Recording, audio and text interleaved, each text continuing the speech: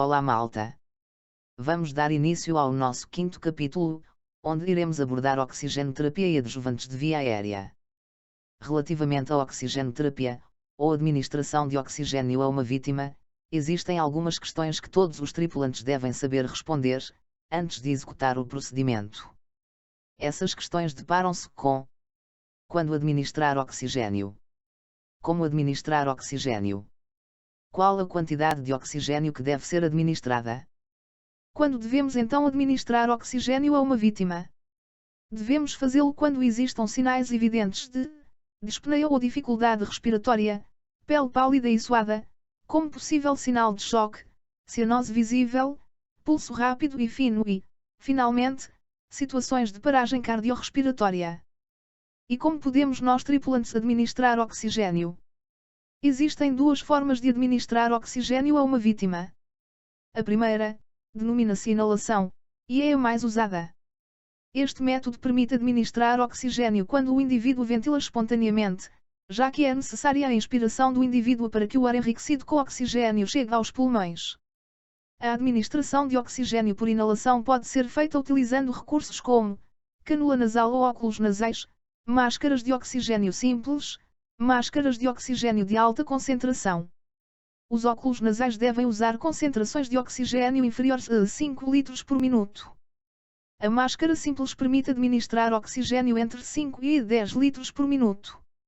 A máscara com reservatório será aplicada sempre que seja necessário administrar concentrações superiores a 10 litros por minuto.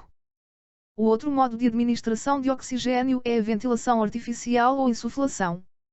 Enquanto que o método por inalação está indicado nas situações em que a vítima ventila espontaneamente, a ventilação artificial constitui a medida de eleição nos casos em que esta não ventila, ou ventila com uma frequência demasiado baixa, frequência respiratória inferior a 8 ciclos por minuto. A ventilação artificial permite oxigenar os pulmões a uma pressão ligeiramente superior à pressão atmosférica, facilitando a entrada de ar nas vias aéreas. Existem várias possibilidades de ventilação artificial, como boca a boca, boca-nariz, boca-nariz-boca, boca-estoma, boca-máscara e insuflador manual. Mas afinal, quanto oxigênio é que devemos administrar?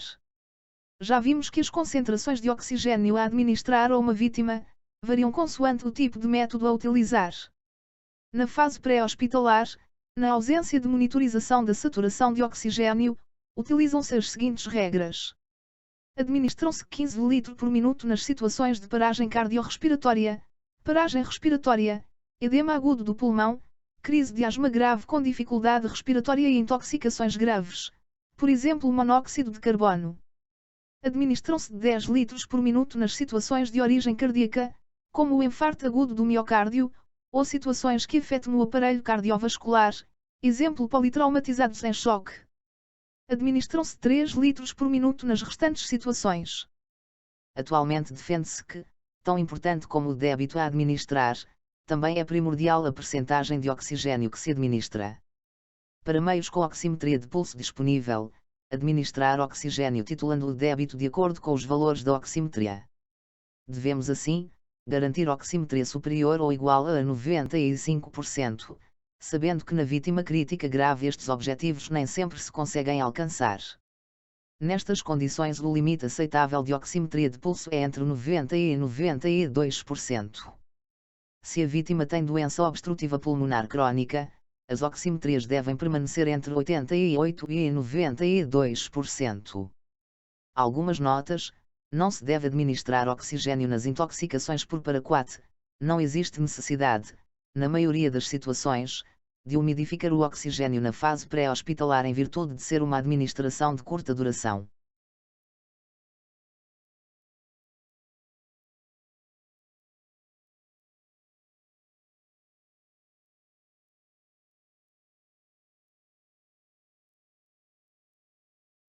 Vamos agora falar um pouco sobre permeabilização de via aérea.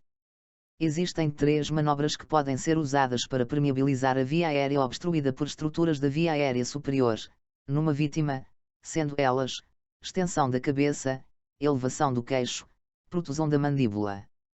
A extensão da cabeça com elevação do queixo é usada em vítimas com obstrução da via aérea causada pelo palato mole e epiglote e outras estruturas da via aérea superior. Não deve ser usada em vítimas de trauma. A protusão da mandíbula é usada em vítimas de trauma, como prevenção ao agravamento de lesão da medula cervical. Um corpo estranho sólido visível na boca deve ser removido usando os dedos, uma pinça ou por aspiração. Próteses dentárias deslocadas ou partidas devem ser removidas.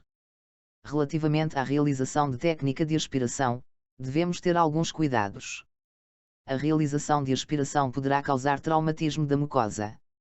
Iremos treinar este procedimento nas bancas práticas, contudo ficam algumas notas. Devemos escolher a sonda adequada à vítima, tendo em conta a sua estatura. Podemos realizar aspiração pelo nariz ou boca. Deve ser realizada uma medição do comprimento da sonda a introduzir, sendo esta feita igual à medição do tubo orofaríngeo ou nasofaríngeo.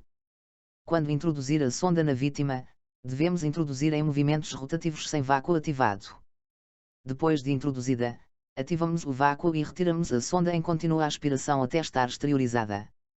Relativamente a adjuvantes básicos de via aérea, estes são acessórios simples que são muitas vezes úteis, e por vezes essenciais, para manter a permeabilidade da via aérea, particularmente quando a assistência à vítima é demorada. Os tubos orofaríngeos e nasofaríngeos evitam o deslocamento do palato mole e da língua para trás num doente inconsciente, mas a extensão da cabeça ou a protusão da mandíbula podem também ser necessários. Tubo orofaríngeo. O tamanho do tubo adequado é aquele cujo comprimento correspondente à distância entre os incisivos e o ângulo da mandíbula da vítima. Pode ocorrer vômito ou laringoespasmo se a vítima não estiver com depressão do estado de consciência. Procedimento para inserir o tubo orofaríngeo. Selecionar o tubo orofaríngeo indicado. Abrir a boca e verificar se não existem corpos estranhos que possam ser empurrados para a faringe durante a introdução do tubo. Se forem visíveis, retirá-los previamente à inserção do tubo. Introduzir o tubo orofaríngeo na cavidade oral em posição invertida, isto é, com a parte convexa virada para a língua. Introduzi-lo até passar o palato duro e então rodá-lo 180 graus, de forma que a parte côncava fique virada para a língua, e continuar a empurrar em direção à faringe. Relativamente aos tubos nasofaríngeos, são muitas vezes melhor tolerados do que os tubos orofaríngeos em doentes que não estão profundamente inconscientes e podem ser muito úteis em doentes com mandíbulas fechadas ou com lesões maxilofaciais. No entanto, não devem ser utilizados em doentes com suspeita de fratura da base do crânio. Procedimento para inserir o tubo nasofaríngeo. Verificar a permeabilidade da narina, preferencialmente a direita. Lubrificar o tubo usando lidocaína em gel ou similar. Inserir a extremidade biselada verticalmente ao longo do pavimento do nariz com um ligeiro movimento de rotação. Introduzir o comprimento calculado até que a extremidade biselada fique na faringe. Se existir dificuldade na progressão, deve-se remover o tubo e tentar a outra narina. Agora iremos assistir a um vídeo com 10 minutos com uma revisão a estes conteúdos relativos à permeabilização de via aérea e adjuvantes de via aérea. O vídeo pertence à Associação Americana, pelo que existem termos ligeiramente diferentes dos nossos em Portugal. Contudo, o importante é conseguirem perceber as técnicas associadas à explicação. Aproveitamos para relembrar que uma via aérea não permeável compromete a ventilação e causa hipóxia. A hipóxia causa irritabilidade, confusão, letargia, depressão neurológica e alterações do estado de consciência. Em casos extremos levará à paragem cardiorrespiratória.